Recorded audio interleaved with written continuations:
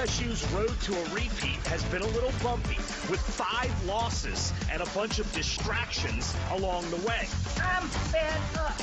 But the good news for the Tigers, the best half of basketball they've played all season was the last half of basketball they played. So LSU heads to Albany with some momentum, and their bracket is loaded. Tonight, a Sweet 16 preview with the Tigers 2 wins away from a return trip to the Final Four. From WWL Sports, this is a Tigers on 4 special. Now, the TV ratings so far in the NCAA women's tournament have been through the roof, and the matchups now get better. 4 teams fighting for 1 spot in the Final Four. Caitlin Clark in Iowa, the defending champs from LSU, the very large and very talented UCLA Bruins, and Colorado, who beat LSU earlier this season. I'm Doug Mouton. Welcome to our Tigers on 4 Sweet 16 special. Ricardo LeCompte will break down that 4-team bracket in a minute, but let's start with Seth Lewis, who's in Baton Rouge with how LSU got to the Sweet 16. Seth. Doug, LSU versus Rice had 24 turnovers in the first round, and in the second round versus Middle Tennessee State, the Blue Raiders were actually out-rebounding them early. But in basketball, it's not about style points, instead advancing. And in the process, LSU found their groove. Mulkey not too pleased by that. It was a slow start for LSU into March Madness, but better late than never, the queens of college basketball have arrived to defend their throne.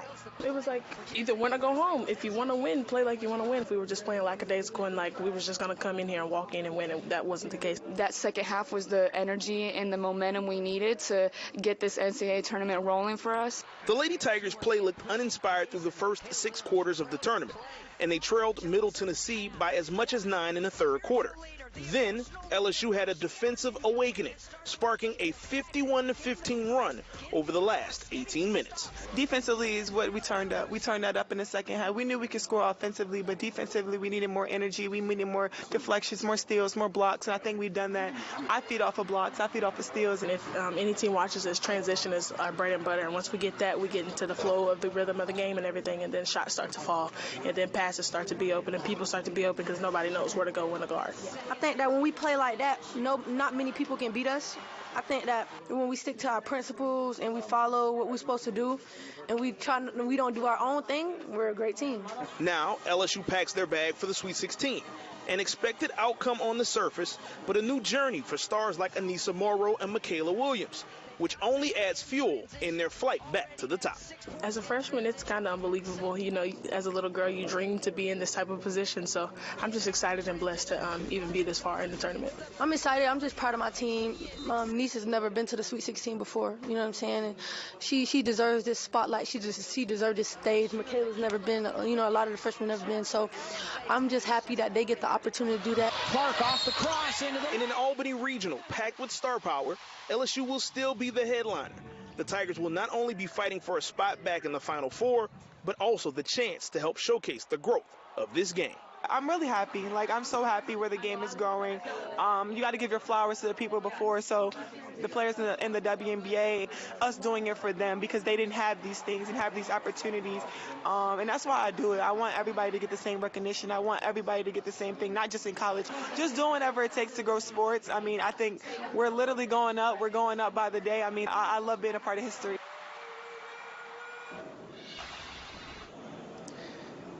Now, during the selection show, no one was more excited about being selected for an Albany regional than Angel Reese. When I asked her why, for one, she says that it's close to her hometown of Baltimore, but for two, when she was playing at Maryland as a sophomore, she remembers having to take a trip to the West Coast in the NCAA tournament, and she described it as a long way there and a sad ride back. Doug? Yeah, hopefully no sadness for LSU this weekend. Thank you, Seth. LSU, incredibly talented. So are all 4 teams remaining in that regional. And Ricardo is in studio now with a look at what's ahead for the Tigers. Ricardo. Hey, Doug, in the Tigers' run to the national title last year, the closest margin of victory they had in the tourney was a 3-point win in the Sweet 16. That came against 2-seed Utah. LSU will play another Pac-12 team in this year's Sweet 16. And that team also happens to be a 2-seed in UCLA. And this matchup has the potential to be another nail-biter.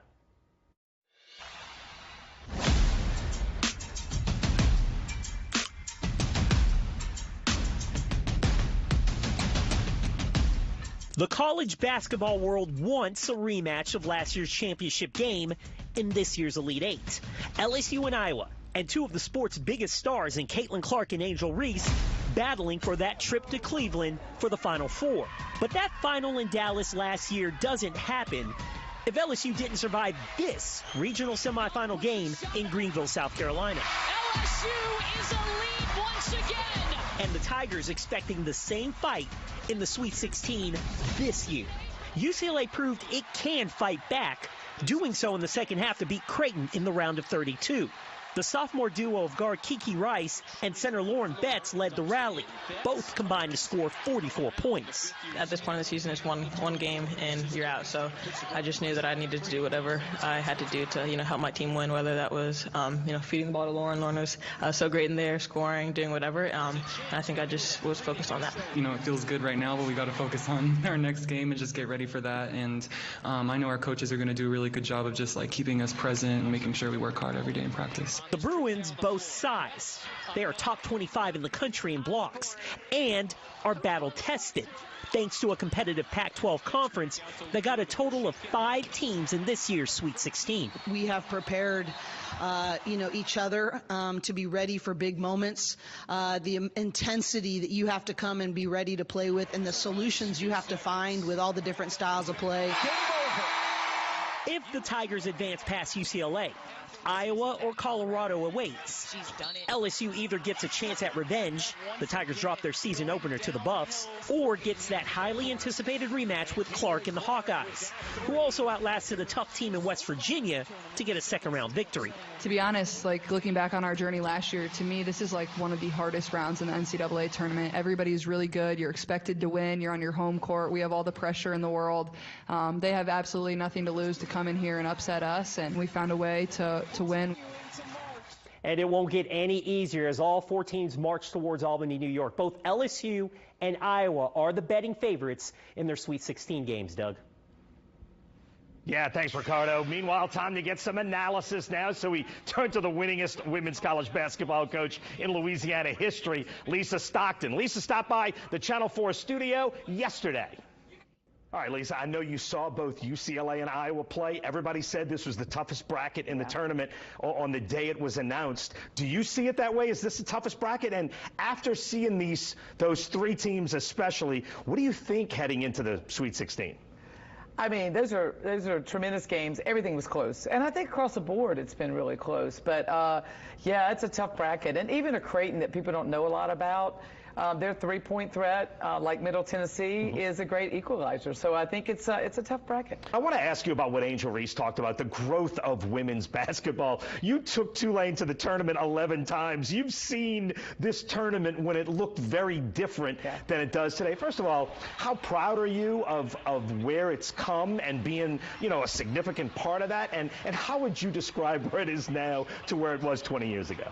I think the great thing is we've always had really good stars, but now with all this TV exposure and everything, the stars are names in people's household, and they're able to see a Caitlin Clark or Angel Reese. They're able to see them consistently, and I will tell you, I think the media's done a great job of. I watch SportsCenter now, and they lead off with women's basketball, and I think it's tremendous the excitement that's generating. One question about Kim Mulkey. This is a team with huge personalities on her team, and she has, to this point, been able to manage those personalities, get her team to the Sweet 16. How would you describe the job she's done, especially this year, in managing this team coming off that incredible run last year? Well, I definitely think it's hard to do. And, you look at their consistency through the SEC play has been tremendous. There's certainly been controversy along the way, and how they manage that is another thing. But, yeah, there's a lot of personalities in there. And I think Kim has kind of embraced that in this time of NIL. And these people are making a lot of money. And what they do off the court, that's another thing people don't think about. What do they do off the court? They're doing commercials. There's a lot of distractions there. And to this point, they've done a really good job of being able to show up on game day and be able to play. Oh, yes, they have. More with Lisa after the break. She'll break down that LSU-UCLA matchup. And next, Seth goes one-on-one with Tigers sophomore star Flau'jae Johnson. That's ahead on our Tigers on 4 Sweet 16 special. As the LSU season has worn on, sophomore Flau'jae Johnson has taken on more of a leadership role on the team. She's also the Tigers' defensive stopper. Seth Lewis caught up with Flau'jae ahead of the Sweet 16. Seth. Doug, Flau'jae Johnson's growth goes beyond what you can see on the box score. During LSU's third quarter surge versus Middle Tennessee State, she had a steal, 2 blocks, and her overall energy on defense kind of swung the tide for the Tigers. It's moments in March that Flau'jae lives for. Flau'jae, just first, it's March. What gets you the most excited about this time of year?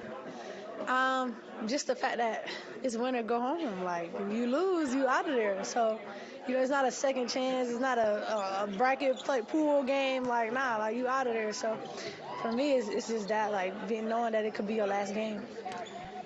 This team, obviously, won a national championship last year. If this team has the ability to repeat, what do you feel like is the most important? Just focus. I think just focus and togetherness. I think when we defend together, when we play together, when we play well offensively together, when we execute, it's not many people in the country that can stop us, you know what I'm saying? So I think it's just going to be defensively and just being able to execute. For sure. You're someone that, you talk about student athlete, you're kind of the definition of that, not only when it comes to academics, but also your ventures off the court, like music. How much does having balance, having music, help you on the court?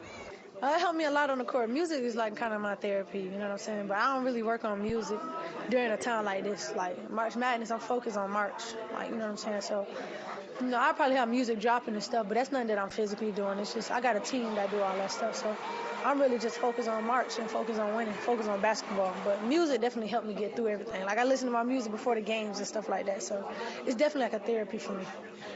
We talked earlier about you and Angel and Poa have been through this run, but for some of the newcomers, like Haley Van Lith, like Anissa Morrow, how excited are you for them to get a taste with this team? Yeah. And then just how much have they added to this group this year?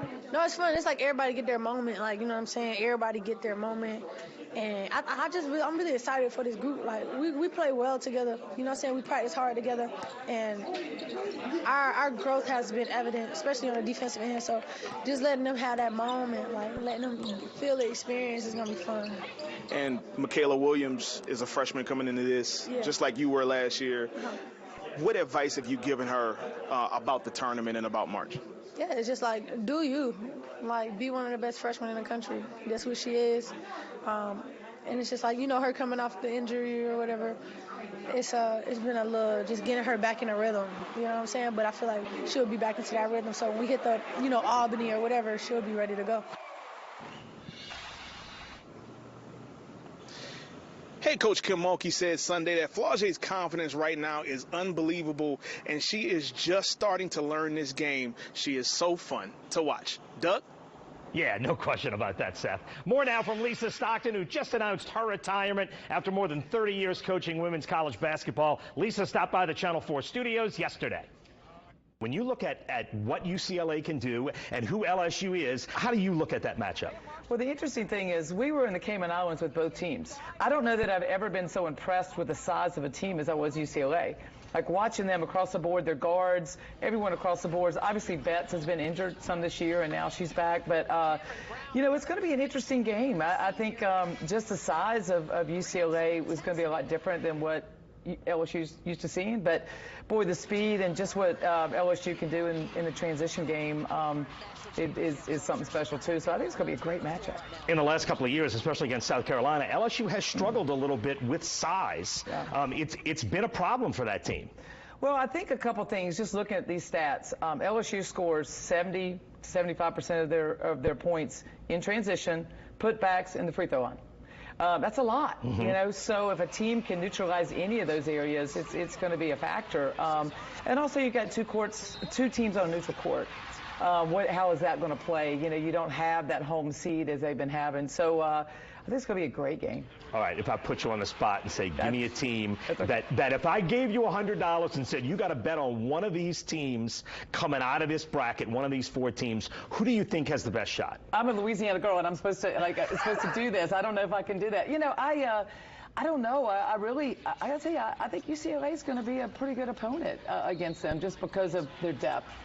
I don't know. I'm gonna take a pass on who I'm picking, but I think all of us really think that if an LSU-Iowa matchup would be great for the game. I've got a little running bet with one of my friends that I don't know that I will make it to the Final Four, but I hope they do because I think Caitlin Clark has been so big. But yeah, it's going to be interesting. I think that matchup would be a huge thing for our game. And either way, this tournament, last year's tournament, have been enormous for women's college basketball, right? It is, and I think we're just getting started. And I think the other thing is when you talk about the restructuring of the TV deal for women's basketball and all the money that women's basketball is going to be able to earn, I think we earn our way now, which I think the way it was structured before they couldn't do that. So you're really going to see the next few years women's basketball paying their way and really making money for these universities. Lisa Stockton, thank you. Thank you. Yeah, our thanks to Lisa Stockton. When we come back, Ricardo, Seth, and I will make our picks for this 4-team bracket. That's ahead on our Tigers on 4 Sweet 16 special. The odds on ESPN right now make Iowa the favorite to advance to the Final Four out of LSU's bracket. That's what you'd expect the odds makers to say. Time now for our predictions. Ricardo, you going first. Iowa, LSU, UCLA, Colorado. Who advances out of this bracket? Doug, I am very tempted to take LSU. If the Tigers play the next 8 quarters of basketball like they did against Middle Tennessee in that second half, they'll beat UCLA and likely Iowa to get to Cleveland. But I think the Bruins win on Saturday. In Kim Mulkey's 3 previous tournaments following a national title, she's lost in the Sweet 16 twice, and the third tourney didn't happen because of COVID. Repeating is so tough. Give me Caitlin Clark and Iowa to advance to the Final Four. Yeah, Ricardo, look, a lot of the national experts are picking UCLA too. Here's what I like about LSU's chances. I think LSU can and will outrun UCLA. A slow game favors the Bruins. A fast game, I think, favors the Tigers. I think LSU goes up-tempo and finds a way to win. And I love the matchup against Iowa if it would happen in the Elite 8 round. I think the UCLA matchup for LSU is more difficult because of all that size, but I think LSU finds a way and gets to the Final Four. Seth, what do you think? Doug, I would have to agree with you. I think not only is speed an advantage for LSU against UCLA, but I think toughness is a bit of an advantage against UCLA too. And sometimes basketball is just like boxing. It comes down to styles and in the fight. And so I think that LSU will be able to advance past UCLA. And then when it comes to Iowa, their size against the Hawkeyes is definitely an advantage for LSU. So I see them going to the Final Four in Cleveland.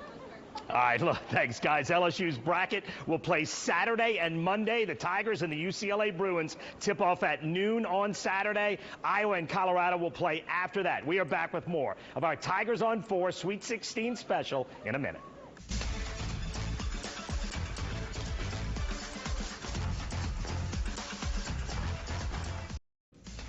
Tomorrow, Seth heads to beautiful downtown Albany, New York to cover the Tigers in the Sweet 16. His reports begin Friday. LSU plays Saturday, then hopefully again on Monday, trying to do what they did last year. We'll leave you with a little of that.